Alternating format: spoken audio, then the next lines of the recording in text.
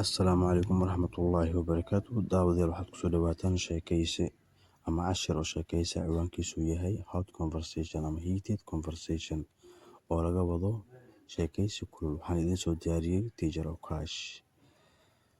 Hagaag sheekaysiga wuxuu u dhacayaa sida tan soo socota.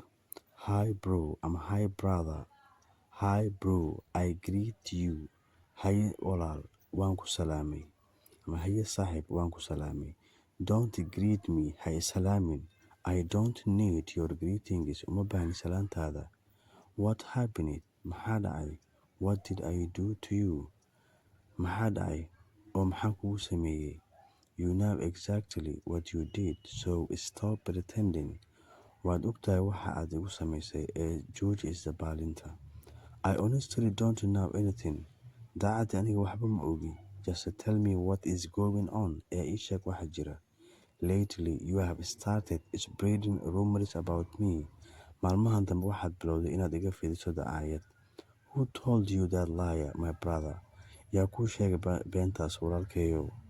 Anyway, just mind your own business. Alaa kulli xaal, danahaaga raaco. Qofka ugu dambeeyey hadalka sidaas ayuu kusoo gabagabeeyey. Waa sheekaysi aad u kulul oo laba qofood mid qof eedeynaya midka kalena isdifaacaya. Dhegeystayaal aad baad u mahadsantihiin daawashadiina. Mar kale waxaan idin leeyahay waxaad nagu saacidaan sheerta iyo like-ta. Mahadsanidin.